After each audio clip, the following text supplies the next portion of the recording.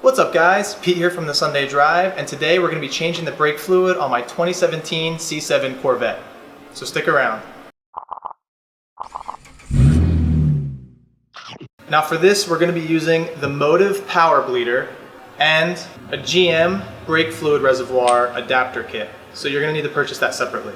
The links for both of these will be in the description below. Since we have access to a lift today, we're going to be removing all four wheels from the car to bleed the brakes. You don't need to do this, however. You can lift the car in each spot and take off each wheel individually. In our case, we've had this car for about 2 years and about 12,000 miles, and I've done one track day.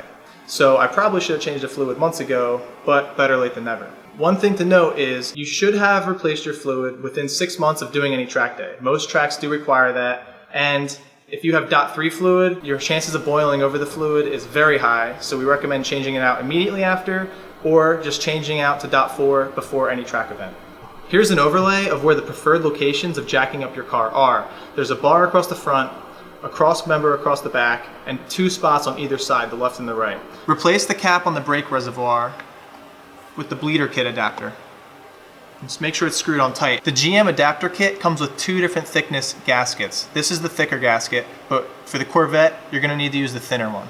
Now this is meant to be a one-person brake bleeding kit. You don't need anyone in the car like a traditional way, pushing on the pedal. This works by building pressure in the braking system. So you can go to your brake bleeder valve, crack it open, and the fluid will be pushed through the system. Now, usually you'll fill this reservoir up with brake fluid so that you don't have to worry about running the system dry. However, I like to keep things as clean as possible and not have to mess with brake fluid if I don't have to. So I keep this empty and keep an eye on the reservoir to make sure that we don't run out of brake fluid. Typically, you'll want to build up the pressure to about 12 to 15 psi. The first caliper that you want to bleed is going to be furthest away from the ABS module. So in our case, it's the rear passenger caliper. If you look at the caliper, it has 2 bleeder screws, an outside and an inside one. You're going to want to bleed the inside screw first and then work your way to the outside screw. So you want to make sure that you get all of the old fluid out on the inside and then come to the outside and flush all that brake fluid out too. After the rear passenger, we're going to go to the rear driver side, and then we'll go to the front passenger and then the front driver side caliper. So go ahead and remove these rubber caps on the bleeder screws and use an 11mm wrench to loosen the screws. Also, we're using the Motive Products Power Bleeder catch can. So all you need to do is place this end of the rubber tube onto the end of the bleeder screw. Go ahead and crack open the inside bleeder screw. Brake fluid is very corrosive, so just be super careful because if you look, these brake calipers are painted silver and I would hate to ruin that finish. So once you crack this open and the fluid starts to flow, you're going to want to go and check on the power bleeder in the front of the car and make sure that you maintain proper pressure to keep pushing the fluid through.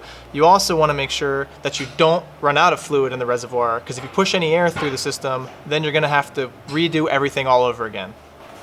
And this is how much fluid has already been pushed through the system.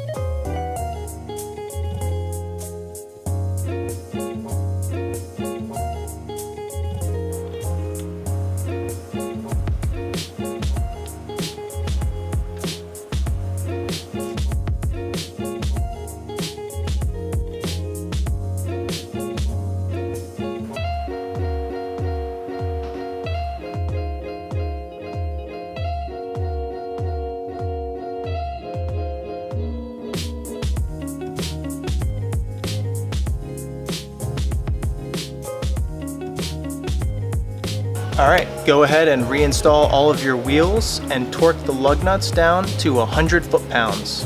It's probably a good idea to use some anti-seize on the studs just so that the lug nuts don't seize to these.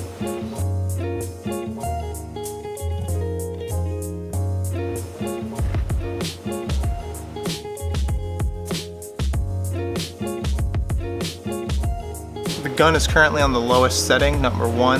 This will only go to 20 foot-pounds. You want to make sure that you torque everything down by hand, not with the gun.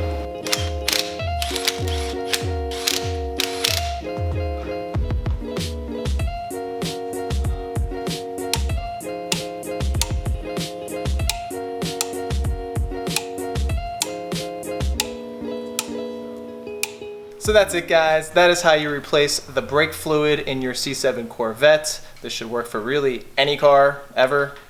So think about that. The tools that we used are in the description of the video below. If you found this video to be helpful, please give us a big like and subscribe, and thanks for watching.